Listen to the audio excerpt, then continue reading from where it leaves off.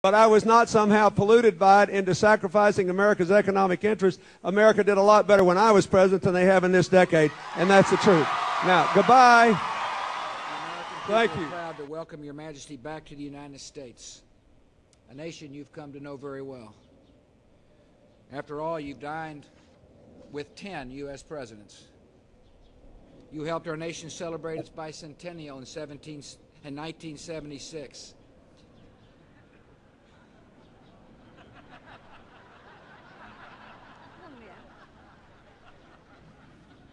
She gave me a look that only a mother could give a child. I wondered whether I should start this toast saying, when I was here in 1776. But I don't think I will.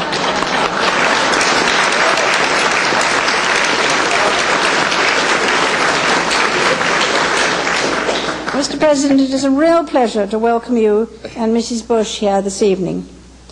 Over our 6 days in the United States, we have much enjoyed the chance to dwell on the history of the relationship between our two countries, as well as celebrating its present strength and vitality.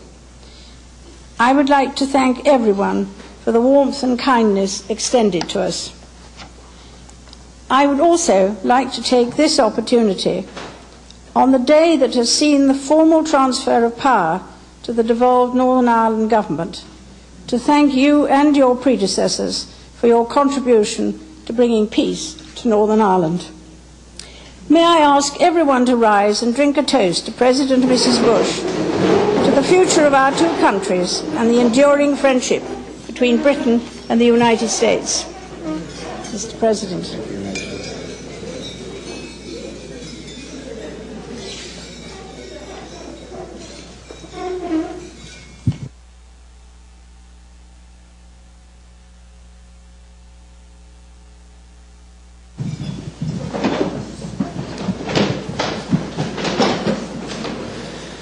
Your Majesty, I can't top that one. Your Royal Highness, distinguished guests, thank you so much for a warm welcome. Laura and I appreciate your hospitality. Particularly want to thank Ambassador Manning and Lady Manning for inviting us to your home. The friendship between the British and American people is one of the oldest and most enduring in history. This friendship has been built on the common ideal of freedom and forged by our shared sacrifices in freedom's defense. Your Majesty, I appreciate your visit to our World War II memorial. I thank you for sharing your perspective last night on how the Atlantic Alliance that emerged from a great conflict has helped lay the foundation for freedom's triumph in Europe and beyond. Today, British and American troops are following the example set by a previous generation. Troops from our two countries are serving side by side to bring the hope of liberty to regions that have not known it. Together, we're supporting young democracies that are taking their first steps on the path to free and peaceful societies. This morning, the world witnessed yet another advance for freedom and peace. The people of Northern Ireland took control of their future when Catholics and Protestants came together to form a new government that offers the prospect of peace and reconciliation after years of violence and division. In Belfast today, we're seeing once again how democracy and freedom can help heal a wounded world. Your Majesty, thank you for your words tonight and for the love and affection you have shown the American people over many years. In this spirit, I offer a toast to Your Majesty, to Your Royal Highness, and to our closest of friends, the British people.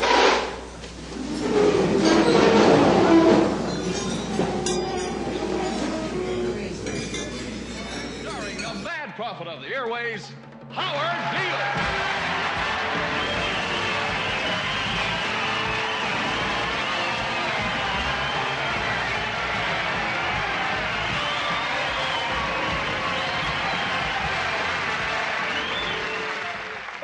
George Ruddy died today. Edward George Ruddy was the chairman of the board of the Union Broadcasting Systems, and he died at 11 o'clock this morning of a heart condition, and woe is us. We're in a lot of trouble. So, a rich little man with white hair died. What has that got to do with the price of rice, right? And why is that woe to us? Because you people and 62 million other Americans are listening to me right now. Because less than 3% of you people read books.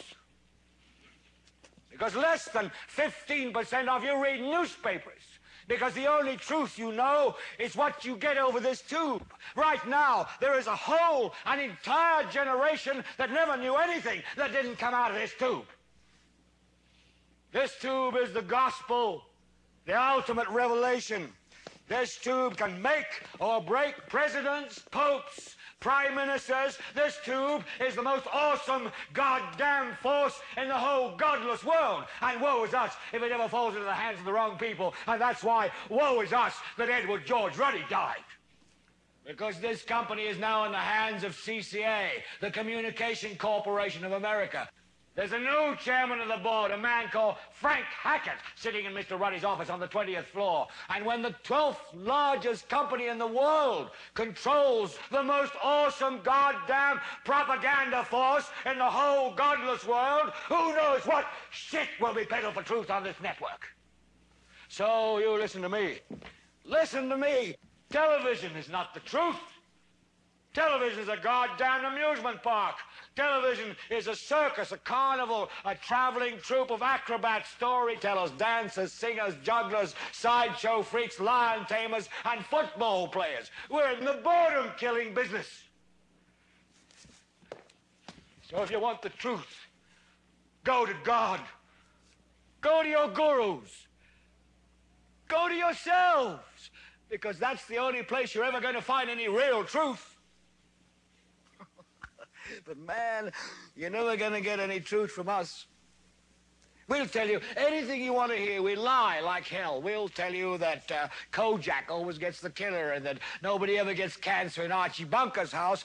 And no matter how much trouble the hero is in, don't worry, just look at your watch. At the end of the hour, he's going to win. We'll tell you any shit you want to hear.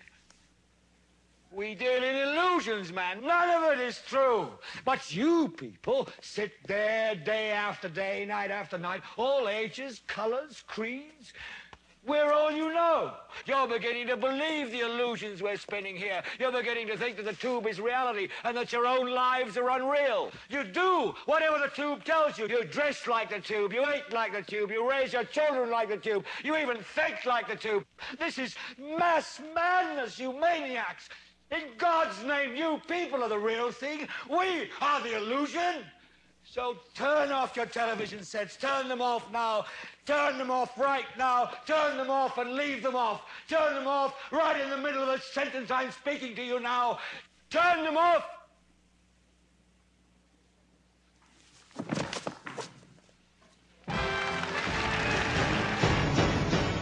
The government's explanation of the terror attacks is a lie.